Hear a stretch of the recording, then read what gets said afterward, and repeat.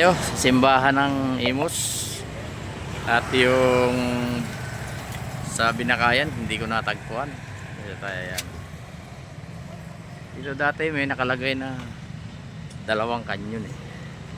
Silipin nga natin. Dito tayo sa bayan ngayon. Ayun, ang isang kanyon. Yan, dalawa. Ito ngayon ang park ng Imus.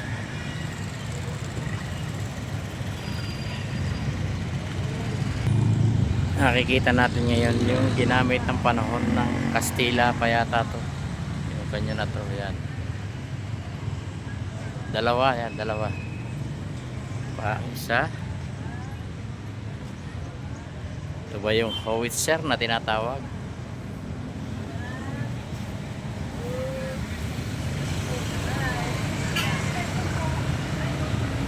Ito naman ay si General Licerio Topacio, alaala ng bayan ng Imus kay Licerio at sa lahat ng kanyang mga kabayani. Mantayog na ito ay tinayo sa Google ng bayan. Ang habag na larawan ni General Licerio Topacio ay handog ng kapisanan ng Legion de Veterans de la Poblasyon. Yan ang simbahan. Nasyalan lang natin tong kanyon. Yan ang dating City Hall. Ewan ko, wala na yata yan. Nailipat na. Tayo sa simbahan naman ng Imus. Tayo. Kita natin ang mga kaiba-ibang santo na nakapaligid sa simbahan ng Imus. Pasok tayo sa kanilang simbahan. Diocese ng Imus.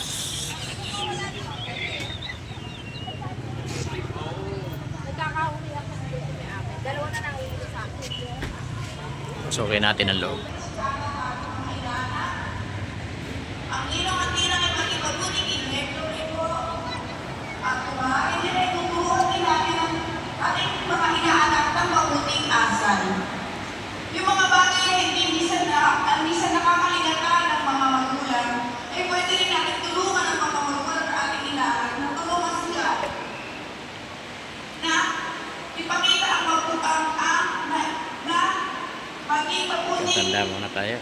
Kristiyano. So, dyan lang po nagkakaroon sa making seminar tungkol sa Binyan. Sana po ay meron kayo naintindihan o natutunan tungkol sa Binyan. Napaka-importante po ng sakramento na ito. At mayroon po mga sakramento tatanggapin ng inyong anak sa kanilang paglaslas. Tatlong beses po pagtatanong si Father. Nawala.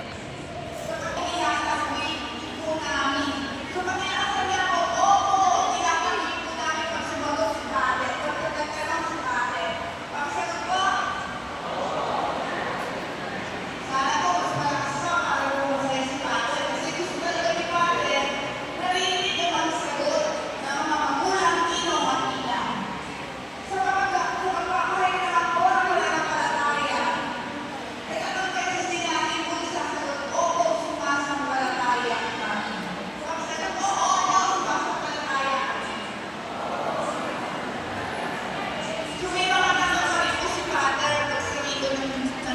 Sira kanina. May napindot yata.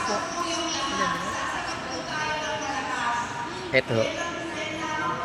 Mag-alas 12 pasado na ho.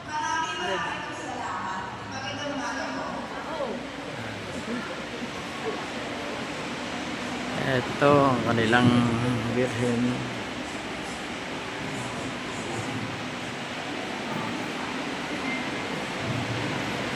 The visitation of Our Lady of Pilar to Apostle James the Greater.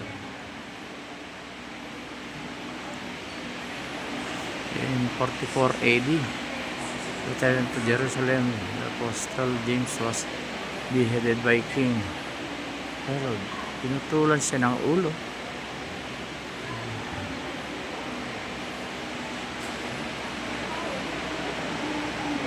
Kasi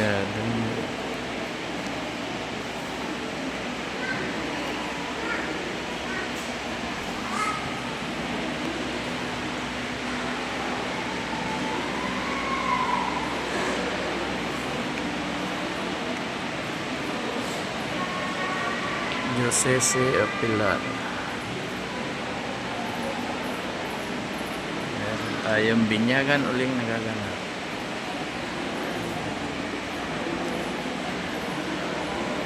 Hindi maganda ang ating camera. Patayin muna natin.